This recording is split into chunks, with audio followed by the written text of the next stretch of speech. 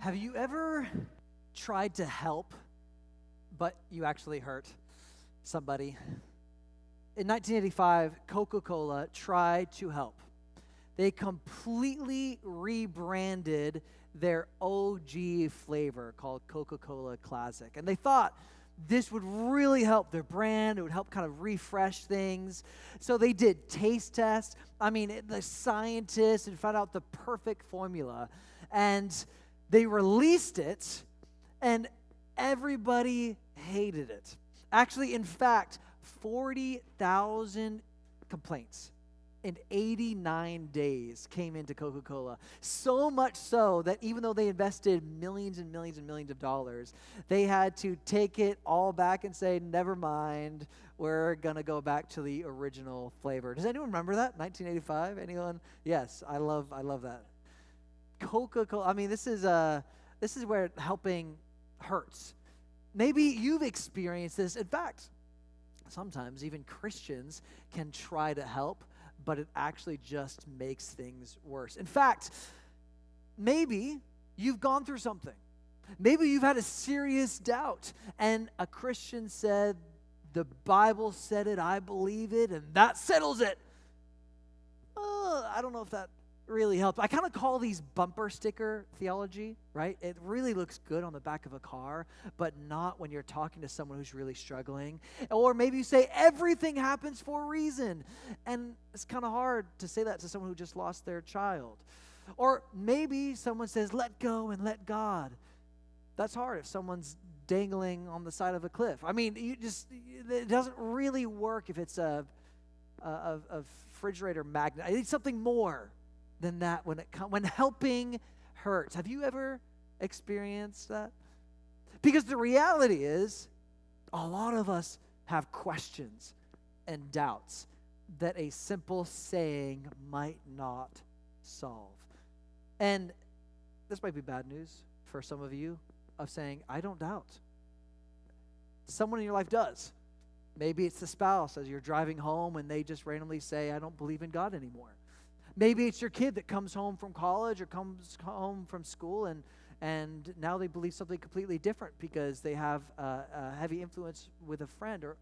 Or maybe it's a sibling who's deconstructing their faith. At some point, someone in your life doubts. I have questions is something you'll hear not only from yourself, but the people that you love.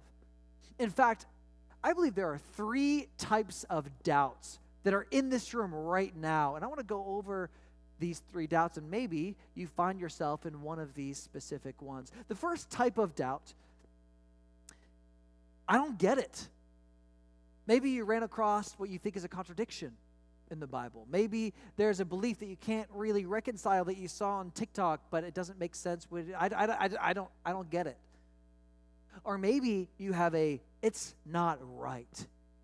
You see a war going on, injustice. Maybe you had a friend who you prayed for who had cancer and they passed away. Maybe you had a friend who's addicted and that prayer hasn't been answered yet to something. What happens when your prayer, it's just not right. And then there's a third type of doubt. And this is I'm still hurting. Maybe it's not someone you know that's suffering. Maybe it's you. It's the thing that can't get resolved. It's the money that God hasn't provided. It's the hurt from a pastor that you did have. I'm still hurting. It's not right, and I don't get it. These are the 3 types of doubts that often come. But here's what makes it worse. You could be in worship, right?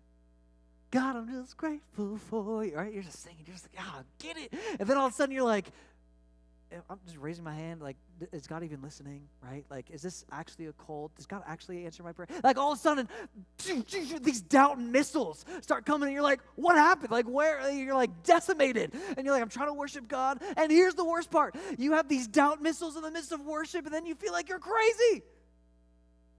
And then you want to turn to your friend and say, man, I'm struggling. And you think they're going to be like, well, you're deconstructing your entire faith? Oh, I don't know if I want to be friends with you. I have this question. Oh, like, man, they're really struggling. Like, Do you have faith? Like, do you believe in God anymore? All of a sudden, you have questions and you don't have a safe place to ask them. This is the statement I want to talk about today. If you're taking notes, it's I have a question. I don't have a safe place to ask them. This is why we're doing this new series called The Benefit of the Doubt. In this series, we're talking about how doubt can actually be a doorway to a greater faith. Oh, I might be stepping on toes. Maybe you haven't heard this before, but I believe your doubt can be a doorway to a greater faith. We are a Bible-believing, Bible-preaching church. And if you're a first-time guest, man, I'm so glad you're here. Maybe you're joining online for the first time. You're outside on the patio. Man, as we jump in, I just want to say thank you so much for being here. We'll be in John 20 today. And as we jump in, I think we might have a guide, and this guide is a man named Thomas. Now, maybe you've been involved in the church for 30 years. Maybe this is your first time, but you might have heard of this guy. In fact, he has a nickname. Anyone know it? Yeah, Doubting Thomas. That's his name, is Doubting Thomas. He seems like maybe a good guide for us as we're learning about what doubt could do with our faith. But he didn't just doubt. I mean, he had a pretty good faith. Actually, in fact, Jesus wanted to go somewhere dangerous to his friend to meet his friend Lazarus, and Thomas said this.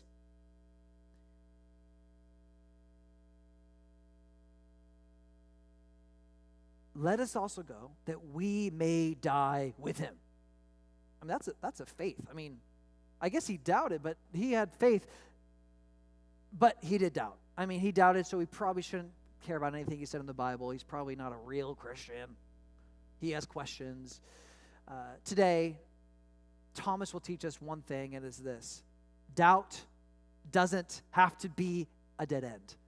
In fact, my hope at 2 a.m. in the morning when you wake up, my hope is that when your friend tells you they're doubting, that you remember this one saying. I hope that you memorize it and remember it for the rest of your life, that doubt doesn't have to be a dead end. Come on, somebody. Doubt doesn't have to be a dead end. In fact, today I want to give you 3 supporting truths of why doubt doesn't have to be a dead end. In fact, you can write this first one down. We're moving fast in the sermon today, and it's this, that doubt, it actually just makes you human. That's what doubt does. If you doubt, congratulations, it probably means you're human. Have you ever been in like a class before?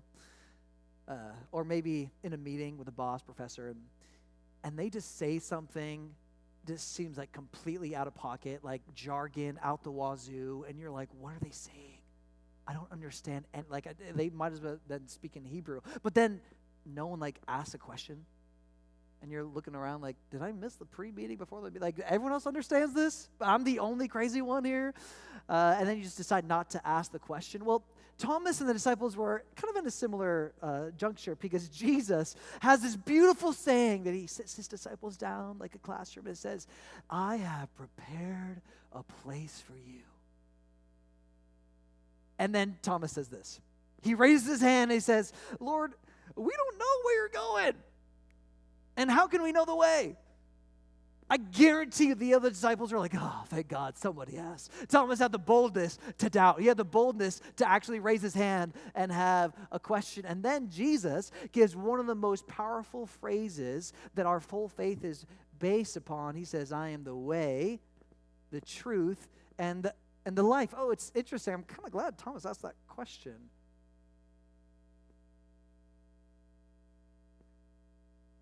Thomas reminds me of me. That's why I like him, because I'm the guy with a couple of questions, and you know, we're not perfect as humans. In fact, something I would call the relatability principle, that when someone tries to be perfect, I kind of don't like them. Like, you know, like the perfect Instagram, like the guy who always has his desk clean at the office, the parent who has all of his kids perfectly in order, and then you see them at Trader Joe's. And their kid is running around, throwing things, licking the floor.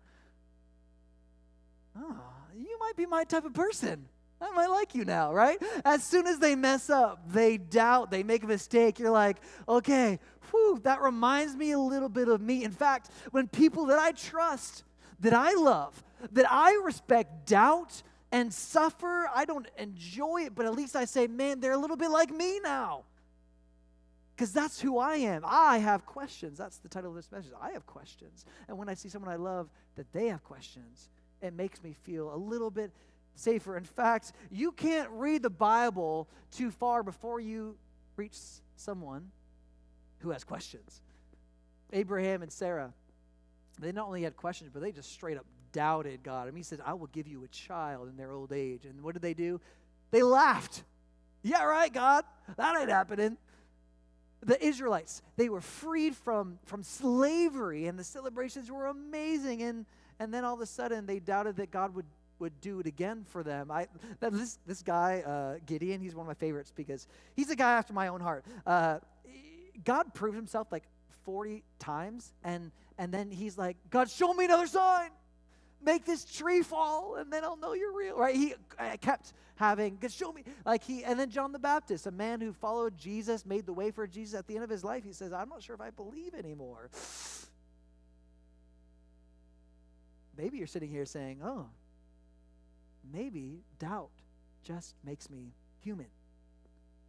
In fact, in church history, there's a man who very similarly had doubts. His name was Augustine of Hippo. He chased pleasure, success, competing philosophies, searching for truth, and he never found rest.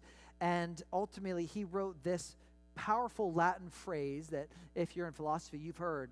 Essentially, it means, if I am mistaken, I am. In other words, if I doubt, if I'm wrong, if I make a mistake, that means I'm human. That means I am. That means I'm alive. So if you've ever doubted, that means you're alive. If you've ever doubted, that makes you human. And that's why I wanted to do this series, friends. I wanted to do this series because if you have questions, the church and the home should be the safest place to ask them. So bring your questions on sexuality, bring your questions on temptation, addiction, heartbreak. Bring your questions because it's here that we get to work through them together. Doubting makes you human. Here's a second reason why doubt doesn't have to be a dead end. It's that faith can bend without breaking. Faith can bend without breaking. Thomas, the doubting Thomas, gets his name based off of this one little passage where Jesus raises from the dead. The disciples go to Galilee. They meet him, and they are changed forever, and Thomas wasn't with them. In fact, Thomas wasn't with them, and this is where the story picks up. It says this. One of the 12 disciples, Thomas, was not with the other disciples when Jesus came. They told him, we have seen the Lord. But he replied, I won't believe it until I see it. Until I see the nail wounds in his hands, put my fingers in them, place my hand in the wound in his side. The Greek verb, we've seen the Lord, is active tense, which means they said it over and over and over again to Thomas. It's like that annoying kid in the back. Are we there yet? Are we there yet? They're like, we've seen the Lord. We've seen the Lord. We've seen the... And he's like, I don't believe it until I see it, which you kind of doubt because you kind of know how the story ends. But if you heard that someone raised from the dead, you probably would have a couple questions too, right? Like, let me just circle back on this, double check, verify. You know, I'll trust, but I need to verify that he kind of rose from the grave. I don't believe it until I see it. And here is one of my favorite parts of the story of Thomas, and it's this one little half verse, John 20:26. 8 days later, the disciples were together again, and this time Thomas was with them. Wait, you're saying the guy who doubted the existence of Jesus, you're saying the guy who had a lot of questions, you're saying the guy who was the only one in the whole group that was doubting and that he came back? Wait, he still had questions and he desired to still encounter Jesus? Wait, can you encounter Jesus and still have questions? Well, it seems with the story of Thomas, it's true. Actually, in fact, right now, would you just pat someone on the back just right next to you? Just pat him on the back. And just tell him you're still here. Tell him you're still here. You're still here. Thomas is saying, I'm still here, folks. I got questions. I got concerns. I got things I can't quite rectify, and the math doesn't make sense fully in my brain, but I'm still here. We got to have a little bend with our faith. If a stick doesn't bend, what happens?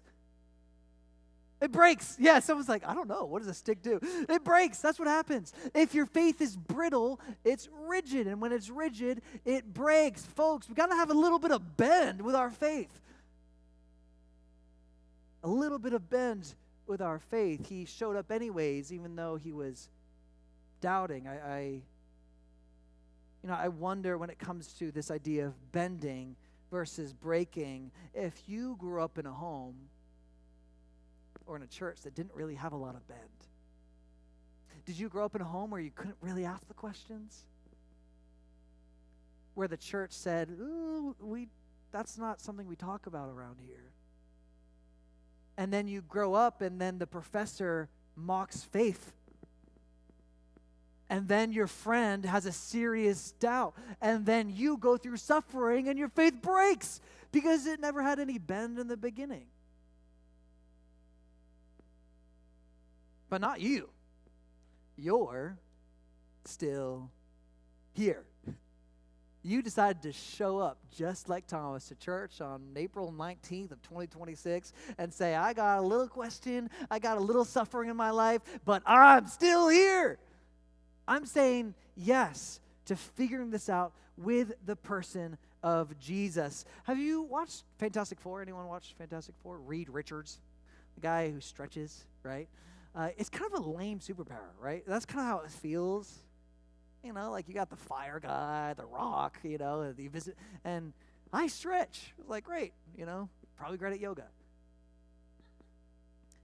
But if you watch any of the movies, he's one of the most powerful, if not the most powerful, because he absorbs punches. He's able to move, he's able to flex, he's able to do things that no one else can do. It's interesting. I kind of want my faith to be a little bit like Reed Richards. I want to be able to bend. In fact, a faith that doesn't stretch probably is about to snap. It might be the very thing God uses to strengthen your faith, the bending, and you showed up and you're still here in the midst of your questions. So my encouragement for you is continue to let your faith bend. In fact, a good question you could ask is, when the doubts hit, does your faith bend or does it break? Like the last time you had a doubt. Maybe it was like 10 minutes ago. Maybe it's right now. Does it break or does it bend? Let's continue. This is the last one, man. Time is moving so fast. I'm telling you, doubt doesn't have to be a dead end. It doesn't. It doesn't have to be a dead end in your life. Doubting makes you human. Your faith can bend without breaking. And here's the last one. Your doubt doesn't disqualify you. Your doubt.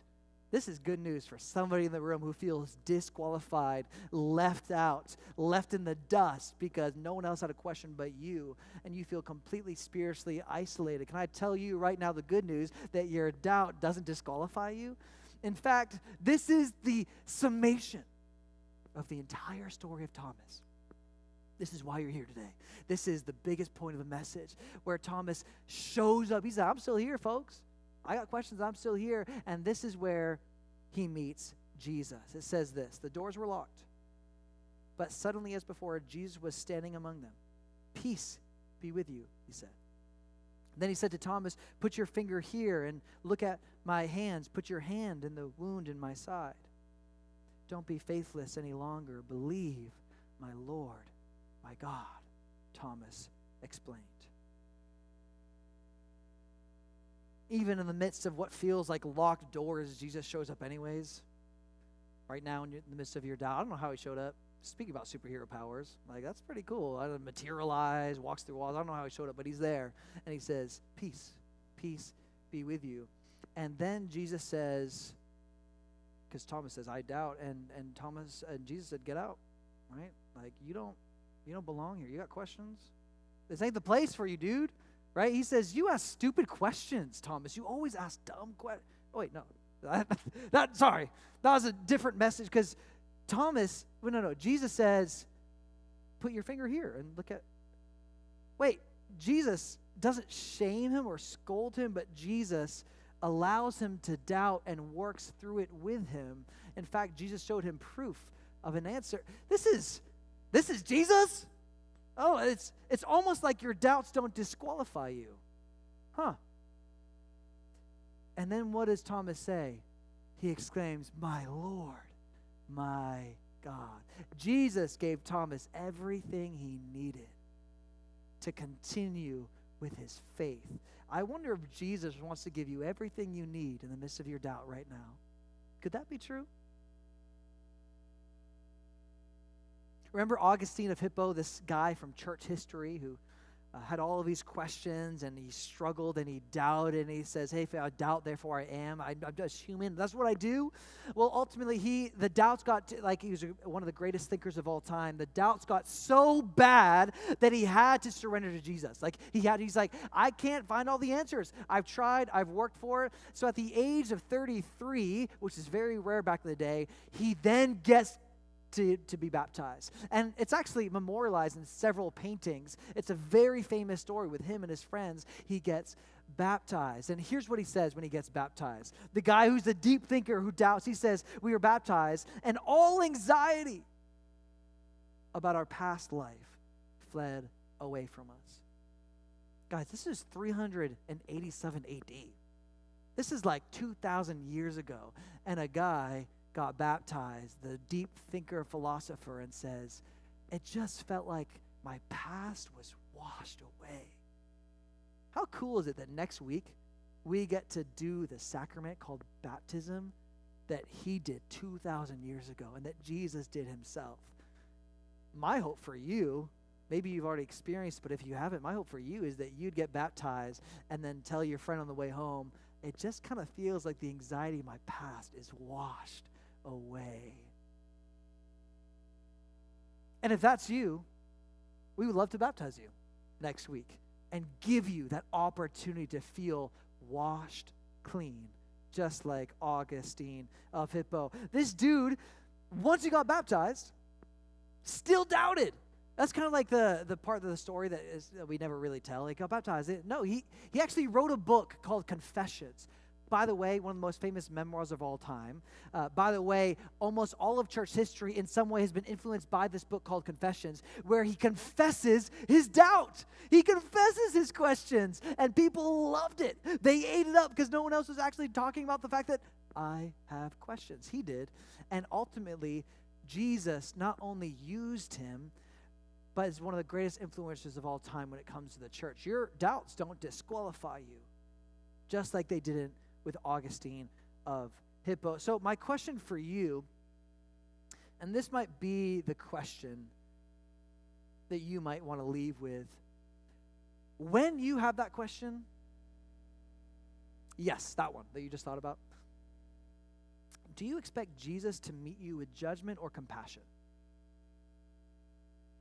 Do you expect Jesus, similar to Thomas, to say, "Yes, let's work through this together"? Or do you expect him to say, "Get out! Not here! This is not a safe place for those things"?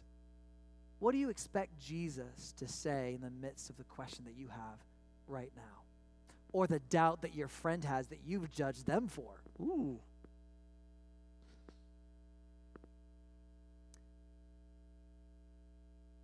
Yeah, you probably have real questions, and at some point you went to that friend, that Christian friend, because they're supposed to have maybe, I don't know, some answers you feel like, and then they said, "Let go, let God." And then they said, "Everything happens for a reason." And then they said, "The Bible says it, I believe it, and that settles it." And they might be true, but it didn't solve the problem that you have. Kind of like Coca-Cola tried to help, but they made it worse. This friend put salt in the wound, and then you're left with a statement that's on your notepad right there. It's, "I have a question, and I don't have a safe place to ask them." Would you stand with me? I'm going to invite the band to come up.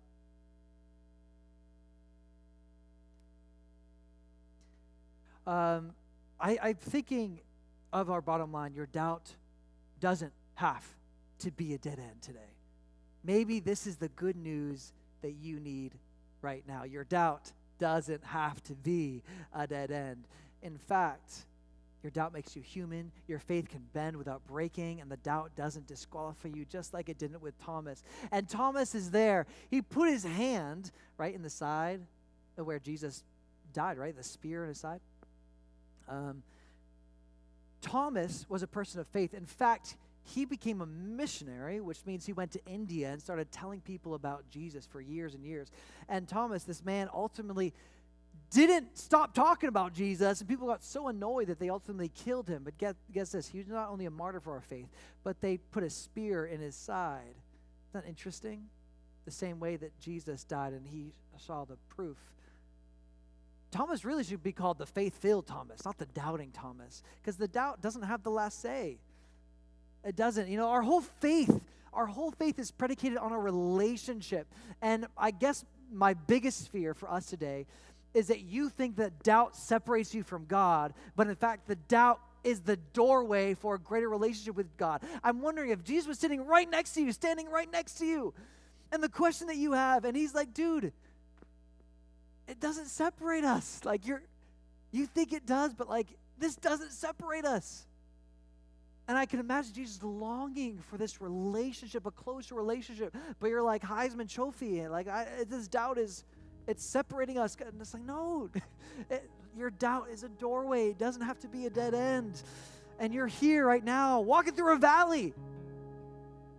Psalm 23, it says, I'll put it on the board, even though I walk through the valley of the shadow of death, I will fear no evil. Maybe for you, the valley isn't death, but it's doubt. I am walking through the valley of the shadow of doubt, and it's wrecking me. Or you know someone that it is wrecking.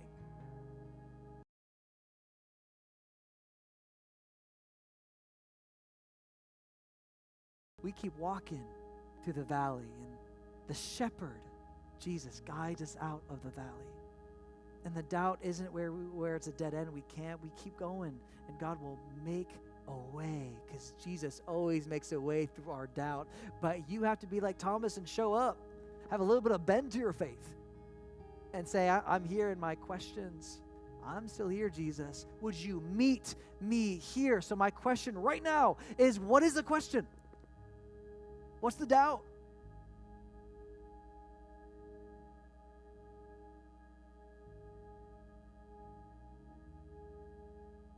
We're going to sing a song for 2 minutes. And this song talks about, it's a declarative statement. It says, even though I walk through the valley of the shadow of death, I will fear no evil. You might not believe it. In fact, this is a great place for you to doubt and not believe something if it's on the screen. It's okay. It's okay. But would you, just for a second, suspend disbelief and just imagine that question that I just gave you like 30 seconds to think about?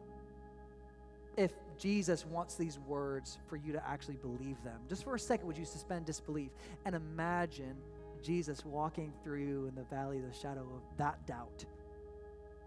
What might you feel right now?